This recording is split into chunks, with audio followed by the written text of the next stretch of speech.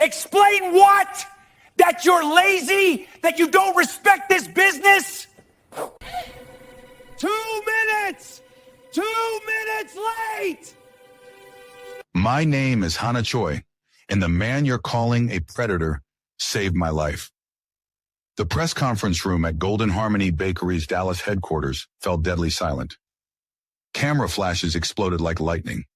24 reporters leaned forward, phones recording. Outside the windows, protesters held signs, exploiting workers and money can't buy consent. Behind Hana, Marcus Brennan stood with his jaw clenched, hands gripping the podium so hard his knuckles were white.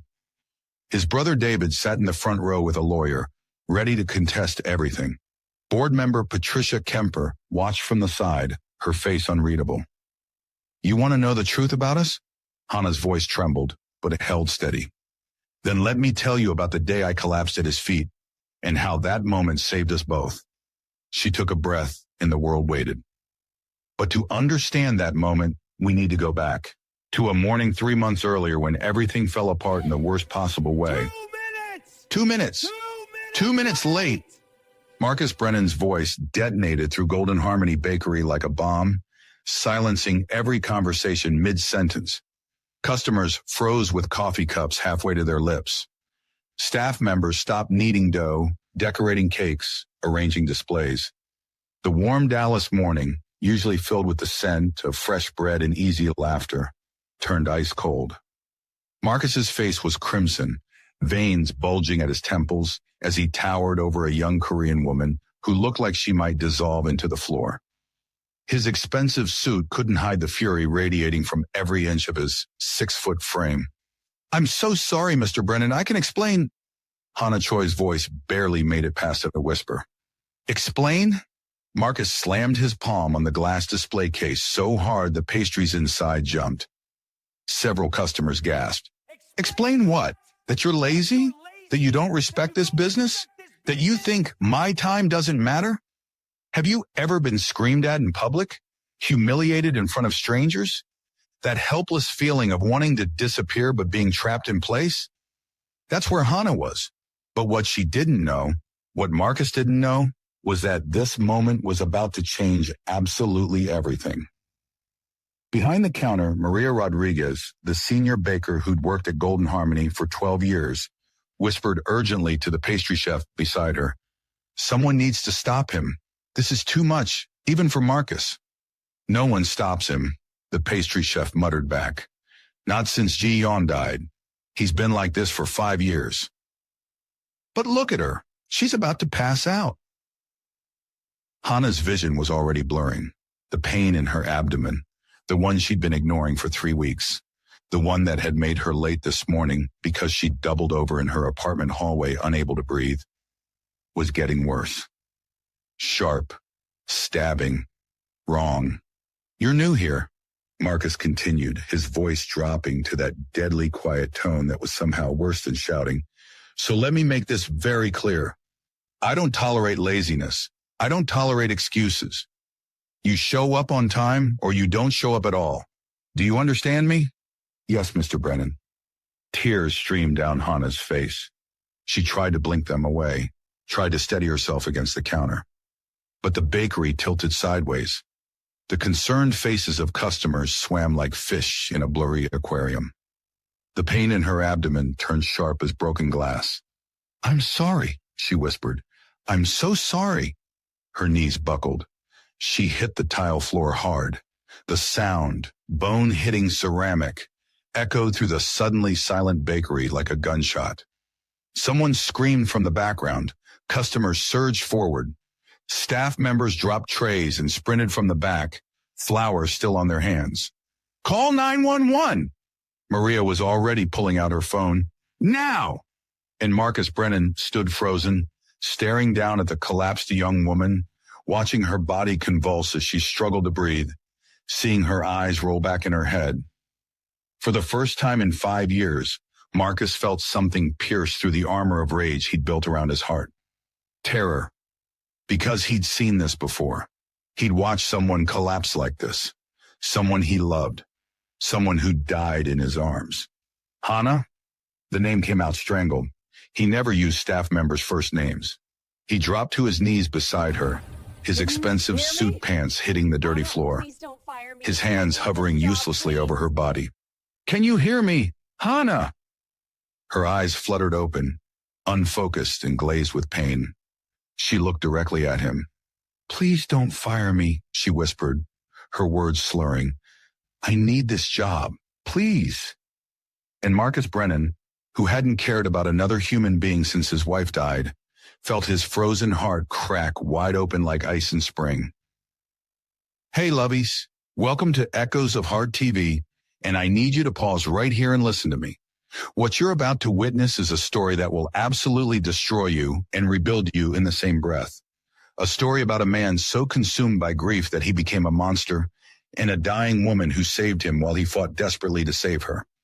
If you're already feeling the weight of that moment, if your heart is pounding, wondering what happens to Hana, then hit that like button right now and subscribe to this channel. We share stories about broken people finding redemption, about how wealth can be a force for good when wielded with compassion instead of cruelty, about love blooming in the darkest places. Turn on notifications because what happens next, the secrets that come out, the accusations that fly, the way these two people changed thousands of lives, will leave you absolutely speechless.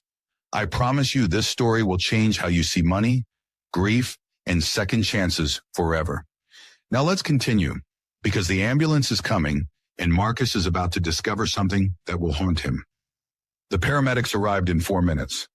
4 minutes of Marcus kneeling on the floor beside Hana, watching her drift in and out of consciousness, while customers whispered and staff members stared with undisguised shock. Marcus Brennan on his knees. Marcus Brennan with fear on his face. Marcus Brennan actually caring about someone. It was like watching a glacier crack. "Does she have any pre-existing medical conditions we should know about?" the lead paramedic asked, checking Hana's vitals with practiced efficiency. "I don't know." Marcus's voice came out hoarse, raw. "She's only been working here 3 weeks.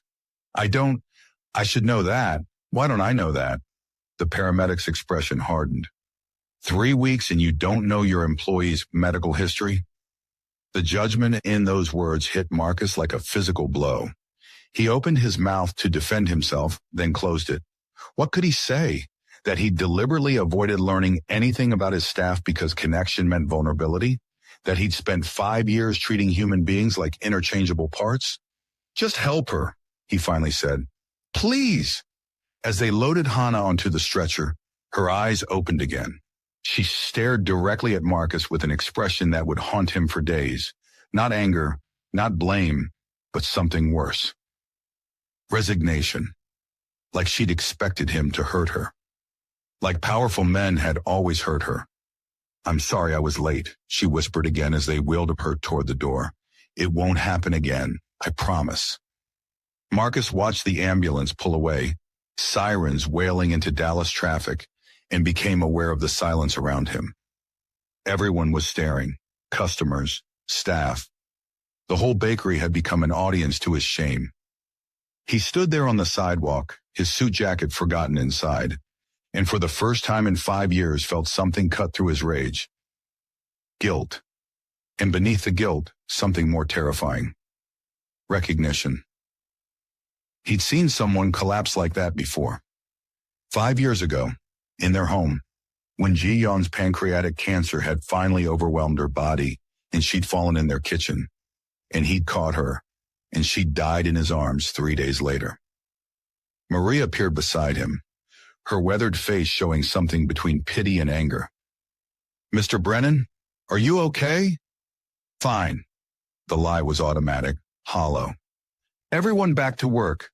"Sir, maybe you should—" "I said back to work." The words came out harsher than he intended. Old habits. But Maria didn't flinch. She'd known him before the anger, before Ji-Yeon died and took the good parts of him with her. "That girl didn't deserve that," Maria said quietly. "Whatever's happening in your life, Marcus, she didn't deserve to be screamed at for being 2 minutes late." "I know." The admission cost him something. "I know." Inside his office, Marcus sank into the leather chair. Ji-Yeon's chair, really, from when this had been her office, her company, her dream, and pulled up Hana's employee file with shaking hands. Hana Choi, age 26, Seoul, South Korea, moved to Dallas 11 months ago. Previous experience, hospitality, food service, references, excellent, work ethic, exemplary. And then the detail that made Marcus's stomach drop. Applications to Golden Harmony Bakery, 7. She'd applied 7 times over the course of a year before finally being hired 3 weeks ago. Why? Why would someone apply to the same company 7 times? What kind of determination, or desperation, or what? His phone buzzed. Dallas Presbyterian Hospital, the caller ID read. Marcus's hands trembled as he answered. Hello? Mr. Brennan? This is Nurse Chen from the emergency department. I'm calling about Hana Choi. She's awake and stable, but she's asked if you could come to the hospital. She says she has no family in the Dallas area, and the nurse paused. She's frightened. Very frightened. I'm on my way. Marcus was already grabbing his keys, already moving, already feeling that terrible pull of responsibility and dread that he hadn't felt since Ji-Yeon's diagnosis. The drive to Dallas Presbyterian took 12 minutes through mid-morning traffic. 12 minutes of Marcus gripping the steering wheel so hard his hands ached, replaying the moment of Hana's collapse over and over. The way she'd said, I'm sorry. The way she'd asked him not to fire her. The way she'd looked at him with resignation instead of hope. What kind of monster had he become? No, he knew exactly what kind. The kind who'd let grief turn him cruel. The kind who'd spent 5 years punishing the world for Ji-Yeon's death. The emergency room at Dallas Presbyterian was chaos. Crying children, harried nurses, the smell of antiseptic and fear. Marcus approached the registration desk, feeling absurdly out of place in his expensive suit among the worried families. I'm here for Hana Choi. She was brought in about an hour ago. The receptionist checked her computer. Are you family? I'm her employer. I'm sorry, but we can only give information to immediate family members unless... She called me. Marcus heard the desperation in his own voice. She asked for me specifically. She has no family here. Please. The receptionist studied his face, seemed to see something there that softened her expression. Let me check with her nurse.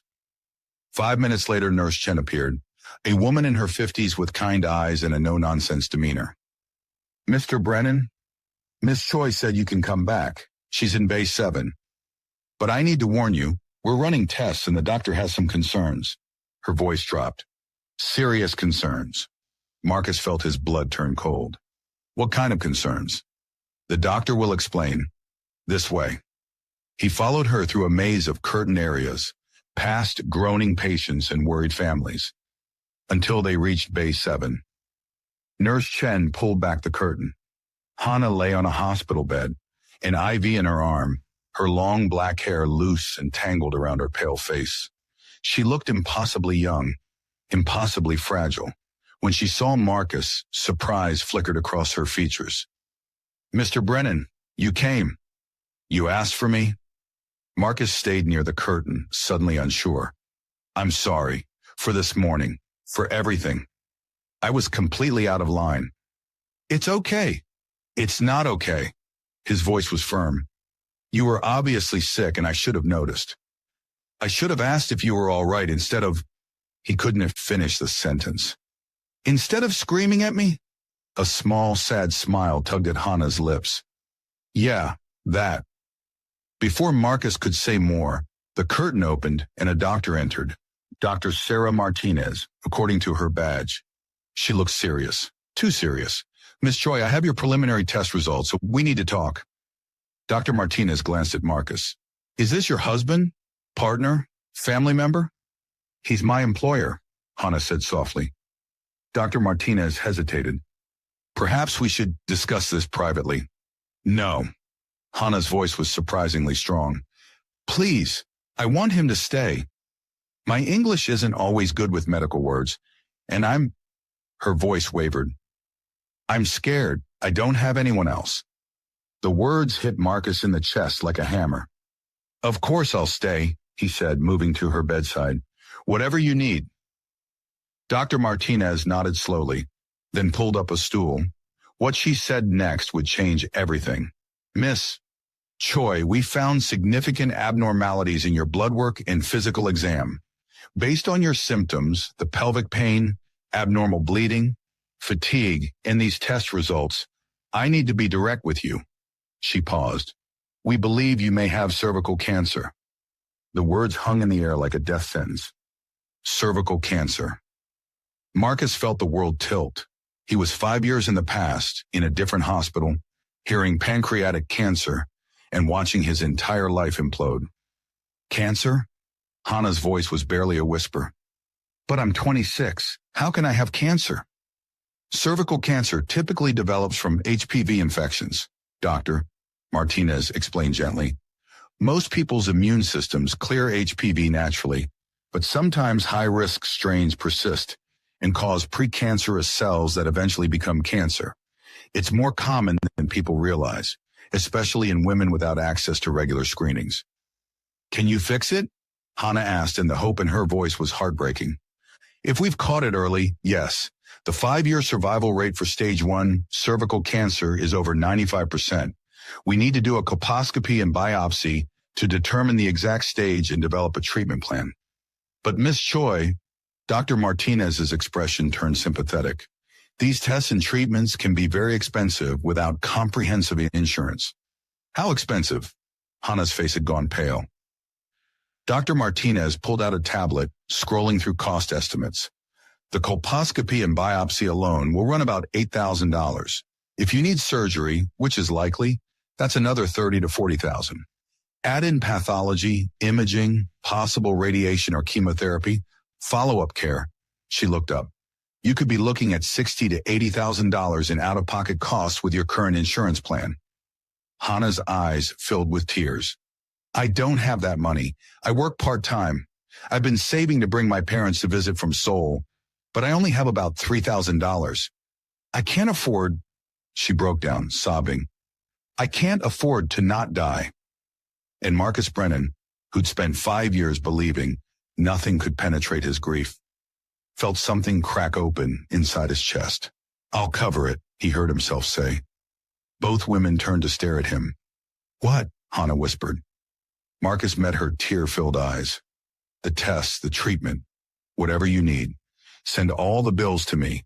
I'll pay for everything.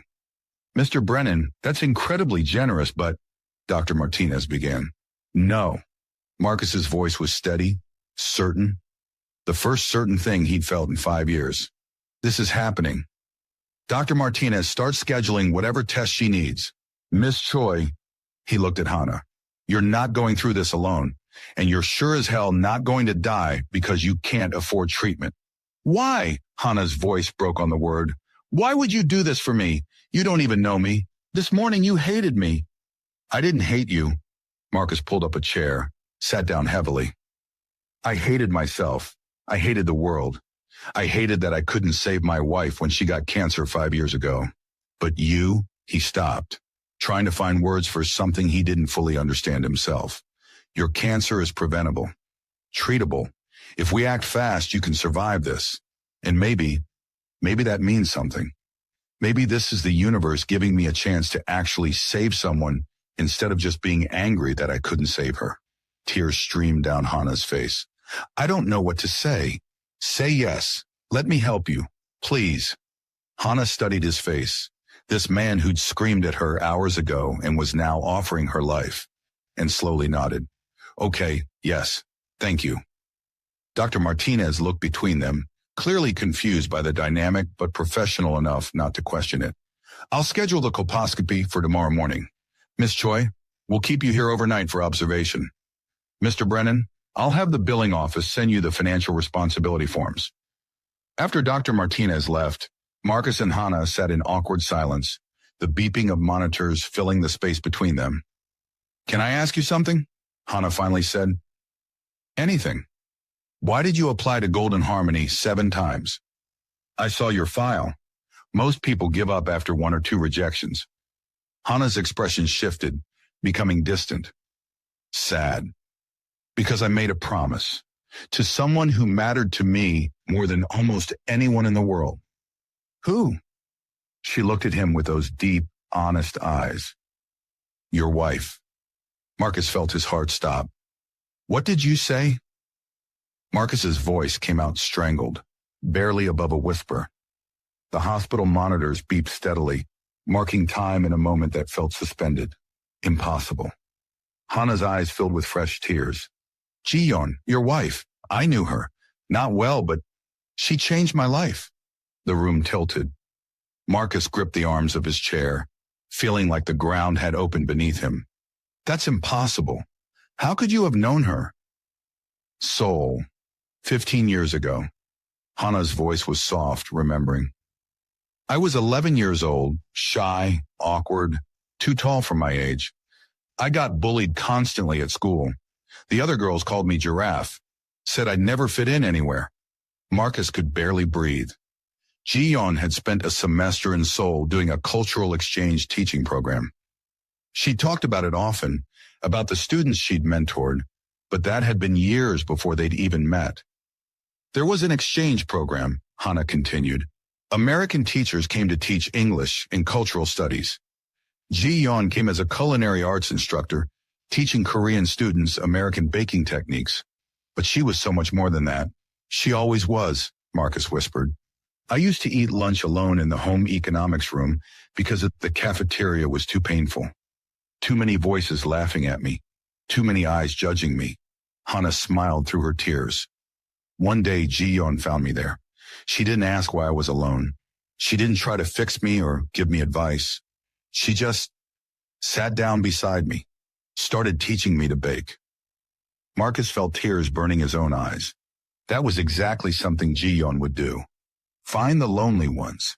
Make them feel seen. She became my sunbae, my school mother, my mentor. Every lunch period for 6 months she taught me. Not just baking, but, Hana's voice cracked, but how to believe I belonged in the world. She told me being different wasn't something to hide. She told me about Golden Harmony, about how she was building a place in America where everyone could belong, regardless of where they came from. She talked about you, Marcus said suddenly, a memory surfacing. Years ago, when we first met, she told me about a girl in Seoul, a tall, quiet girl who made the most beautiful bread she'd ever seen. She said you had magic in your hands. Hana's breath caught. She said that about me? She said you were going to do something important someday, that you had a gift for making people feel welcome through food. Marcus wiped his eyes. I'd forgotten. God, I'd forgotten so many things she told me. When she left Seoul to come back to America, she told me to visit someday, to come see Golden Harmony. We emailed for a while, but then life got busy. I went to university and we lost contact. Hana's hands twisted the hospital blanket. 2 years ago, I finally saved enough money to come to America. I moved to Dallas specifically to find her, to work for her, to thank her for changing my life. And instead you found her obituary, Marcus finished, his voice rough. Hana nodded, tears streaming freely now. I was so excited. I'd been dreaming about surprising her, about showing her I'd become a baker because of her. And instead I learned she died 3 years earlier. She broke down completely. I was devastated. This woman who'd shown me such kindness, who'd made me believe I mattered, she was gone. I'd never get to thank her. Marcus moved without thinking, pulling Hana into his arms. They cried together. Two people bound by grief and gratitude for the same extraordinary woman. So I made a promise, Hana said when she could speak again. I promised myself I'd work at Golden Harmony anyway, that I'd honor her memory by being part of what she built. That's why I kept applying, because working there meant being close to her legacy, doing what she taught me, showing up, being kind, making people feel they belonged. And instead you got me, Marcus said bitterly, pulling back, screaming at you for being 2 minutes late, treating you like garbage, becoming everything she would have hated. You were hurting. That's not an excuse. No, Hana agreed quietly, but it's a reason. Ji-Yeon talked about you when she was my teacher. She'd just gotten engaged. She was so happy, so full of love. She said she'd found a man who saw the world the way she did, who wanted to build things that mattered, not just things that made money. I lost that version of myself when I lost her. Maybe you're finding him again. The words hung between them, heavy with possibility and pain.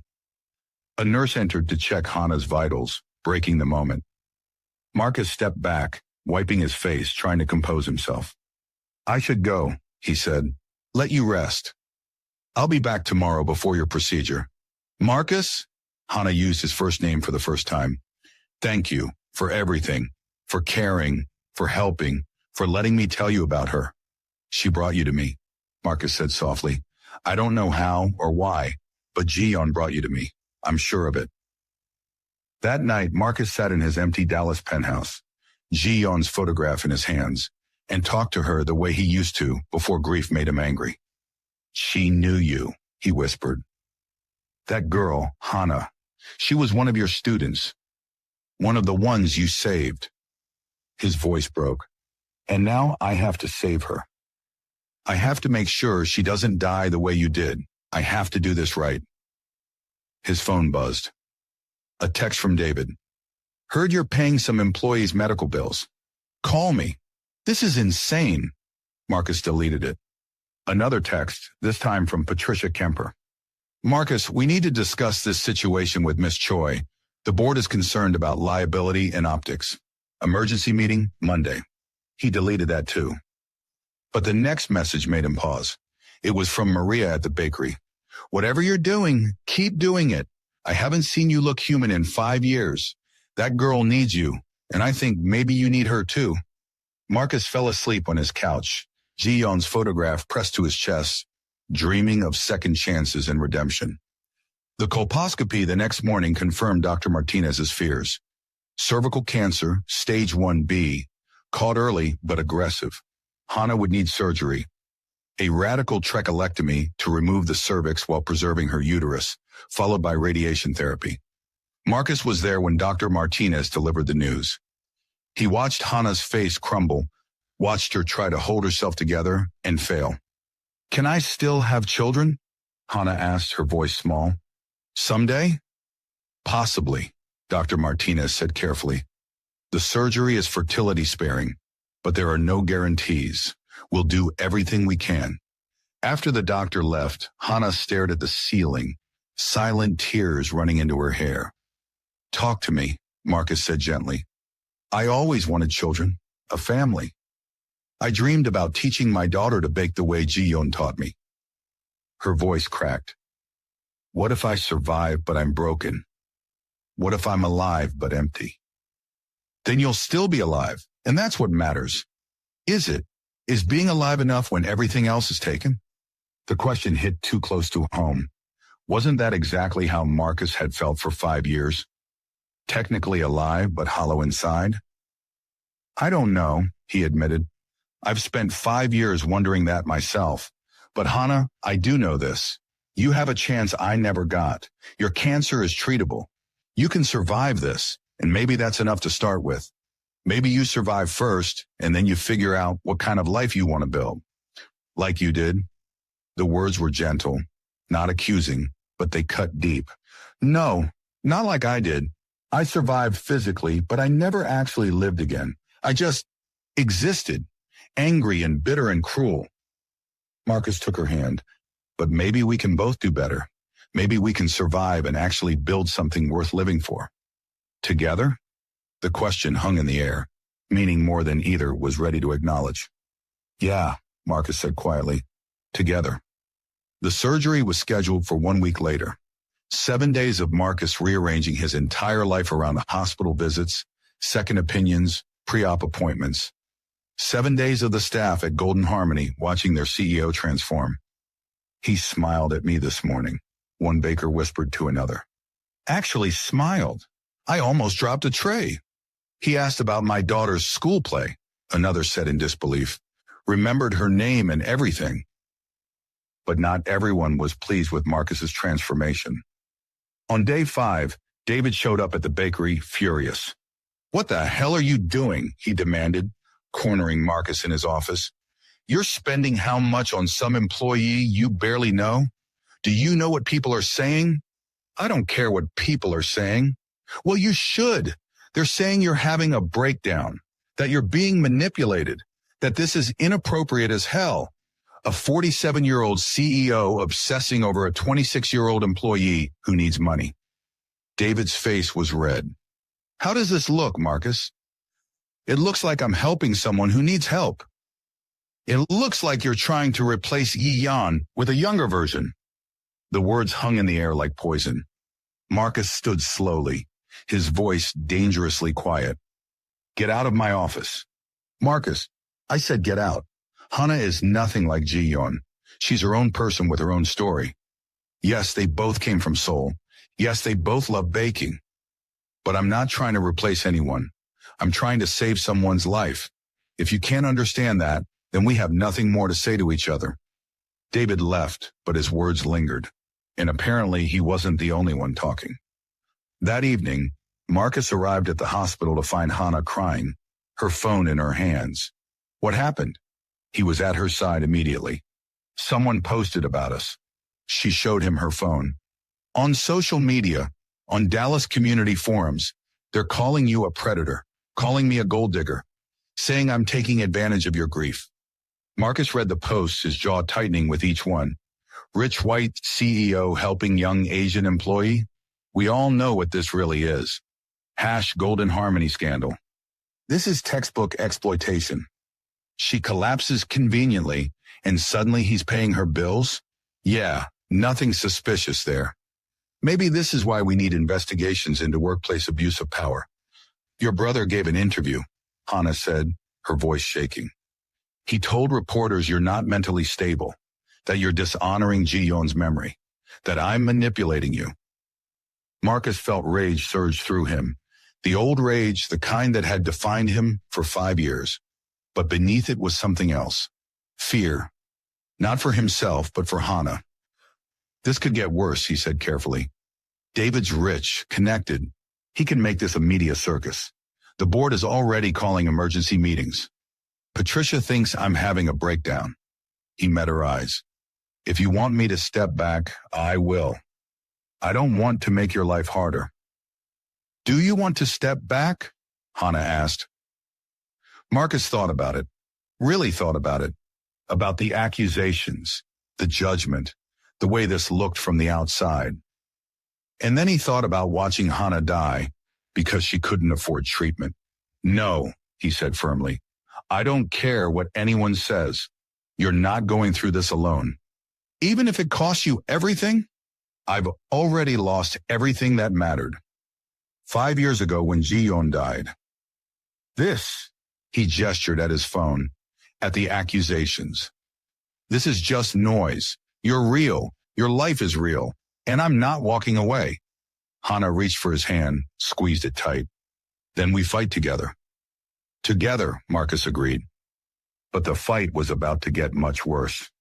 The surgery happened on a Tuesday morning. Marcus was there at 5 a.m., before Hana was even awake, sitting in her hospital room watching her sleep and wondering how his life had become this. When she woke groggy from pre-op medication, she smiled at him. You came early. I promised I'd be here. Marcus, I'm scared. I know, me too. If something goes wrong, nothing's going wrong. But if it does, I want you to know, she struggled with the words. I think Ji-Yeon sent me to you, not to replace her, but to remind you who you used to be, who you could be again. And who's that? Someone who uses his wealth to build tables, not walls. Someone who sees people as human beings, not problems to manage. Someone who remembers that love and kindness are the only things that really matter. Before Marcus could respond, the surgical team arrived to take her. I'll be here when you wake up, Marcus promised. Right here. I'm not leaving. Hana was wheeled away, and Marcus was left in the empty room, alone with his thoughts and his fear. The surgery took 5 hours. 5 hours of Marcus pacing the waiting room, ignoring calls from David, from Patricia, from reporters who'd somehow gotten his personal number.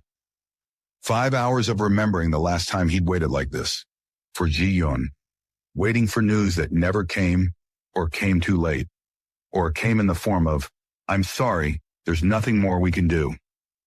But this time was different. This time the cancer had been caught early.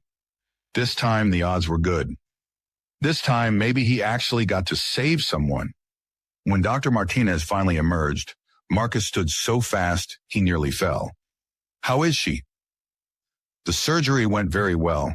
We removed all the cancerous tissue and the margins were clear. Pathology will take a few days, but I'm optimistic. Dr. Martinez smiled. She's going to be okay, Mr. Brennan. She's going to survive this. Marcus felt his knees weaken. She's okay? She'll need radiation therapy as a precaution and regular monitoring for years. But yes, I believe we got it all. She's in recovery now. You can see her in about an hour. When Marcus was finally allowed into the recovery room, Hana was groggy but awake. Her smile when she saw him was worth every dollar he'd spent, every accusation he'd endured. You stayed, she murmured. Always, Marcus said, taking her hand. The doctor says you're going to be okay. She got it all, Hana. You're going to survive this. Tears rolled down Hana's cheeks. I can't believe it. I really thought I was going to die. Not on my watch. She laughed weakly. My hero. The word hit Marcus in an unexpected place. Hero. He hadn't been anyone's hero in 5 years. He'd barely been human. Over the next 7 weeks, Hana went through radiation therapy. 5 days a week, Marcus drove her to appointments. He sat with her through the nausea, the fatigue, the fear. He read to her when she was too tired to focus on books herself. They worked through an entire fantasy series, Marcus doing different voices for each character, making her laugh even when she felt terrible. He brought her soup when nothing else would stay down. He held her hair when she was sick. He sat in silence when she needed quiet and talked about anything and everything when she needed distraction. And somewhere in those 7 weeks, something shifted between them. The way she looked at him wasn't gratitude anymore. It was something deeper. The way he thought about her wasn't responsibility anymore. It was something he was terrified to name. I'm falling in love with you, Hana said one evening, the words coming out of nowhere as they sat in her small apartment watching the Dallas sunset. Marcus turned to her, heart pounding. Hana, I know I shouldn't. You're my boss. You're older. You're still grieving your wife. I should see you as a generous employer and nothing more. She looked at him with those honest eyes. But I can't. I love you. I think I've been falling since the day you read me that first story. Since you held my hand before surgery. Since you showed me that underneath all that anger was the man Ji-Yeon always said you were. Marcus felt like he was standing on a cliff edge. One step forward was everything. One step back was safety. I love you too, he heard himself say, and felt the ground disappear beneath him. I probably shouldn't. Everyone's going to say I'm being inappropriate, that this is wrong, that I'm taking advantage somehow. But I don't care. You gave me a reason to be human again. You reminded me what it feels like to care about someone. Hana smiled, that beautiful smile that had begun to mean everything. So what do? We tell the truth, together. We face whatever comes, just like we faced your cancer. Together, Hana agreed. But they had no idea how fierce the storm was about to become. 3 days later, Patricia called her emergency board meeting. She presented a motion to remove Marcus as CEO, citing erratic behavior, inappropriate relationship with employee, and risk to company reputation. David showed up with lawyers and accountants threatening to contest Ji-Yeon's will, claiming Marcus was mentally unfit to run the company she'd built.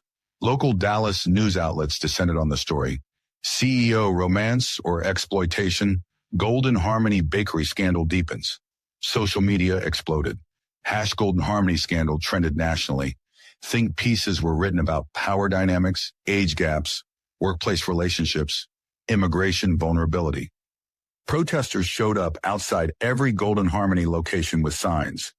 Justice for workers and money can't buy consent, and shame on Marcus Brennan. Customers boycotted. Sales dropped 17% in 1 week. And through it all, Marcus and Hana held on to each other, knowing that the only way through was to fight back with the truth, which brought them to this moment. The press conference, the cameras, the judgment. Hana standing at a podium, about to defend the man she loved against a world that had already decided he was guilty. So now you know how this started, Hana said, her voice steady despite the trembling Marcus could see in her hands. Marcus Brennan saved my life, not because he wanted something from me, not because he was predatory or manipulative or any of the things you're calling him. She looked directly at the cameras. He saved me because despite 5 years of grief turning him into someone he didn't recognize, somewhere inside he was still the man Ji-Yeon fell in love with. The man who believes wealth should be used to help people, not control them. In the audience, Patricia shifted uncomfortably. David scowled. But here's what none of you know, Hana continued, her voice growing stronger. Here's what's going to change everything. She pulled out a folder, held it up. Marcus didn't just save me. He's about to save thousands. Hana opened the folder, pulling out documents that she held up for the cameras to see. 3 weeks ago, I asked Marcus a question. I said, what if we could make what happened to me available to everyone? What if no woman had to choose between bankruptcy and survival when it comes to cancer treatment? The press conference room was silent now, everyone leaning forward. So Marcus did something extraordinary. He reached out to 6 other Dallas CEOs, wealthy men who'd also lost their wives to cancer, men who understood grief, men who had resources but didn't know how to turn that wealth into something meaningful. Hana's voice grew passionate. Together, they've created the Second Chance Foundation. Murmurs rippled through the crowd. $50 million in initial funding, Hana continued, dedicated entirely to cancer awareness, prevention, and treatment for underserved communities. Free cervical cancer screenings for any woman who needs one. Free HPV vaccines for teenagers whose families can't afford them. Complete treatment coverage for anyone diagnosed with preventable cancers who can't pay. She looked directly at Patricia and David. So if you want to remove Marcus as CEO because he fell in love with someone he saved, go ahead. But you'll be punishing a man who finally remembered what his wife taught him, that money is a tool for building tables, not walls, that everyone deserves a seat, that love and kindness are the only things that truly matter. Hana set down the documents and gripped the podium. Ji-Yeon Brennan built Golden Harmony on a foundation of inclusion, compassion, and the belief that we're better together than apart. She believed in using wealth for good, and that's exactly what Marcus is doing. That's exactly what we're going to do. She turned to face Marcus, who stood behind her with tears streaming down his face. So yes, I love him, and yes, he loves me. But this isn't some scandal. This is 2 broken people who found healing in each other while trying to heal the world around them. The room erupted, reporters shouting questions, cameras flashing. But Hana's eyes stayed locked on Marcus. He stepped forward, took her hand, and turned to face the cameras together. My wife Ji-Yeon died of pancreatic cancer 5 years ago, Marcus said, his voice rough with emotion. I couldn't save her. I couldn't do anything except watch her die. And that helplessness turned me into someone she wouldn't recognize. Someone cruel and angry and lost. He squeezed Hana's hand. But Hana reminded me who I used to be, who I could be again. And when I had the chance to save her life, I realized something. I've been sitting on enough wealth to help thousands of people, and I've been doing nothing with it except protecting my own grief. Marcus looked directly at David. My brother thinks I'm dishonoring Ji-Yeon's memory by moving on, but I think the real dishonor would be wasting the resources I have, staying angry and bitter instead of doing something that matters. Ji-Yeon would hate what I became after she died, but I hope she'd be proud of what I'm becoming now. He pulled out his own documents. The Second Chance Foundation launches officially in 2 weeks. We've already partnered with hospitals across Texas. We're starting mobile screening clinics that'll go into underserved neighborhoods, Korean, Hispanic, Black, immigrant communities that don't have easy access to preventative care. Marcus's voice strengthened. We're creating educational programs in multiple languages about cancer prevention. We're funding research into early detection. We're removing the financial barriers that turn preventable cancers into death sentences. He looked at the cameras. And we're doing it the way Ji-Yeon taught us, with inclusion, with compassion, with the understanding that everyone deserves a second chance, regardless of their skin color, their country of origin, their economic status, or anything else. A reporter called out, "Mr. Brennan, are you and Miss Choi in a romantic relationship?" Marcus and Hana looked at each other. Then Hana nodded. "Yes," Marcus said simply, "we are. And I know what that looks like from the outside. I know about power dynamics and age differences and all the reasons this seems inappropriate. But I also know that she saved my life just as much as I saved hers, that we found each other at exactly the moment we both needed saving. And that love doesn't follow convenient timelines or appropriate circumstances." "Miss Choi," another reporter shouted, "do you feel pressured or obligated because Mr. Brennan paid for your treatment?" Hana stepped forward. "I feel grateful. I feel seen. I feel like for the first time in my life, someone looked at me and chose to use their power to help instead of hurt. Marcus didn't have to do any of this. He could have let me collapse and disappear from his bakery and his life. Instead, he showed up every single day. Not because he wanted something from me, but because he remembered what it means to be human." She faced the cameras directly. "So judge us if you want. Call it inappropriate. Call it a scandal. But while you're judging, we'll be saving lives. We'll be giving women like me a second chance. We'll be proving that wealth can be a force for tremendous good when it's wielded with love instead of ego." The press conference ended in chaos. Questions shouting over each other, reporters rushing to file stories, Patricia and David leaving separately without comment. But Marcus and Hana stood together, hands joined, facing it all. Later, in the quiet of Marcus's office at Golden Harmony, they collapsed onto the couch, emotionally exhausted. "Did we just make it worse?" Hana asked. "Maybe, or maybe we made it better. Either way, we told the truth." Marcus pulled her close. No more hiding, no more apologizing for caring about each other. His phone buzzed. A text from Maria. "Watching the press conference from the bakery. Everyone here is crying. You did Ji-Yeon proud, both of you." Another text from a number Marcus didn't recognize. "This is Patricia. I'm withdrawing my motion to remove you as CEO. What you're building with this foundation, Ji-Yeon would have loved it. I was wrong to doubt you." And then surprisingly, from David, "I still think you're crazy, but maybe crazy is what the world needs. I'm sorry for the interview. Call me when you're ready." "It's working," Hana said softly, reading over his shoulder. "People are listening." The Second Chance Foundation officially launched 8 weeks later with a massive event at Golden Harmony's flagship location. 7 Dallas CEOs stood together on stage, Marcus and 6 others who'd lost wives to cancer, announcing their commitment to saving lives. The response was overwhelming. Within the first month, they conducted free screenings for over 2,000 women across Dallas and detected 43 cases of early-stage cervical cancer. 43 women who might have died got caught in time. Within 3 months, they'd expanded across Texas, their mobile clinics becoming a familiar sight in neighborhoods that had never had access to preventative care. Within 7 months, they'd saved their first confirmed life. A woman who'd seen Hana's press conference, gotten screened, and caught stage 1 of cervical cancer that was completely removed with minor surgery. She sent Hana and Marcus a photo of herself holding her newborn granddaughter with a note. "I'm here because of you. My family is whole because you cared. Thank you for my second chance."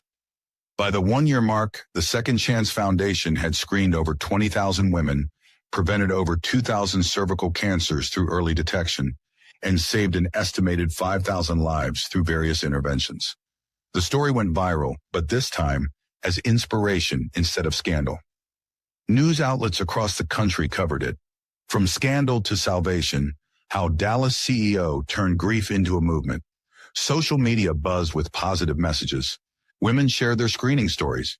Families posted thank you videos. The hashtag #SecondChance stories trended nationally.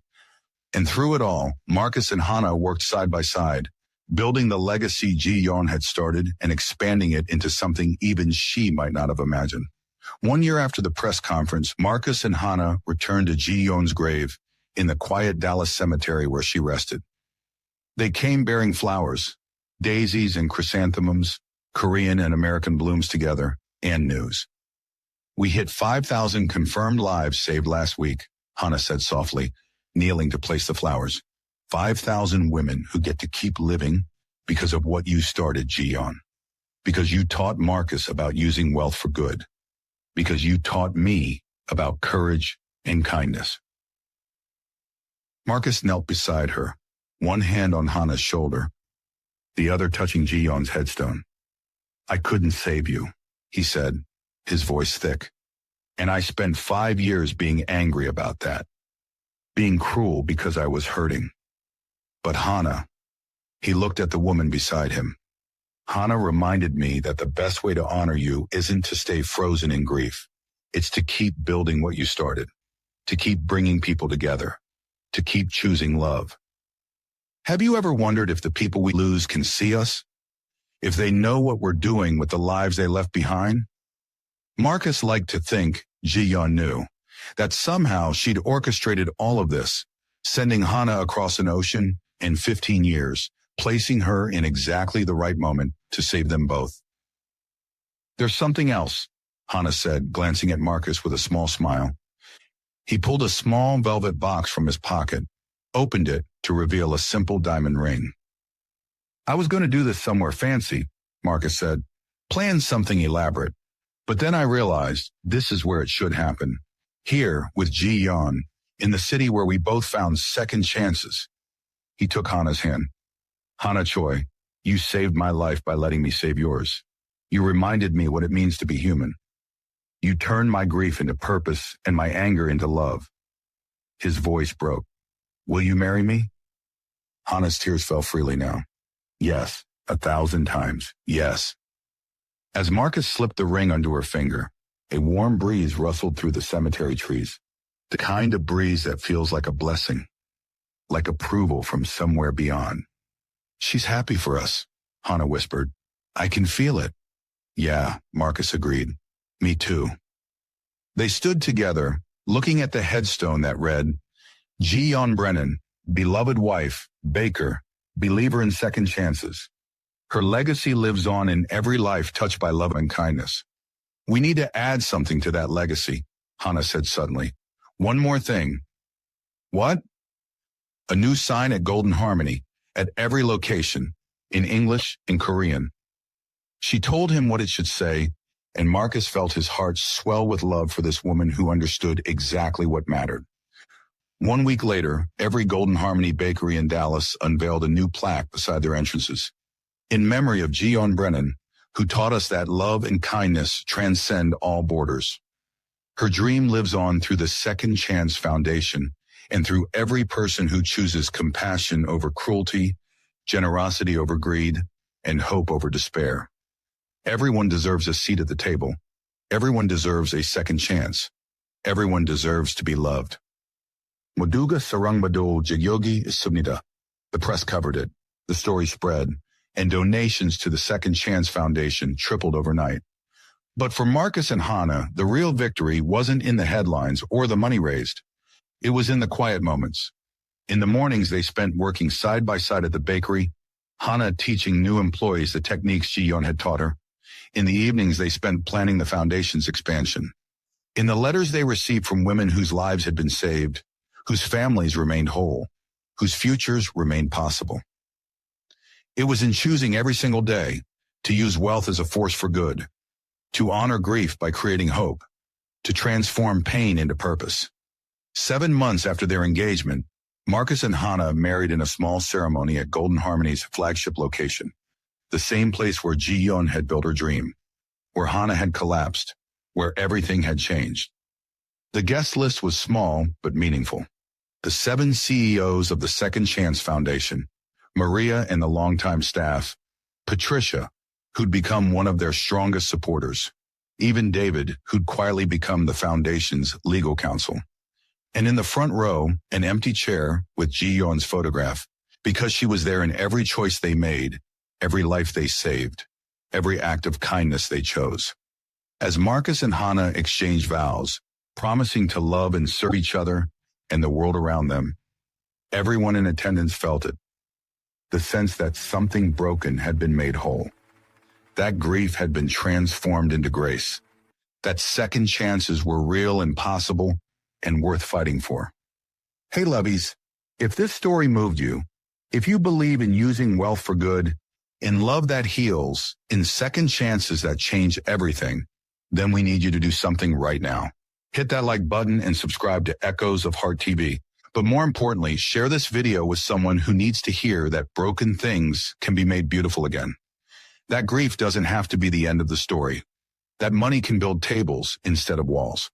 Drop a comment telling us, how will you use your resources, big or small, to create second chances for others?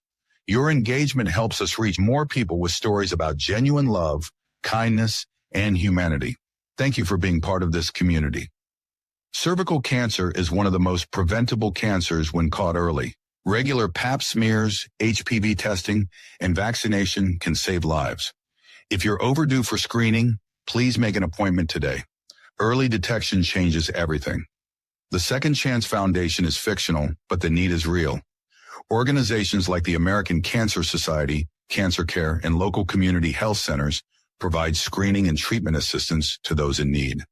Please support them. In memory of all those lost to preventable cancers, in celebration of all those saved, may we always choose love, kindness, and using our resources to heal the world.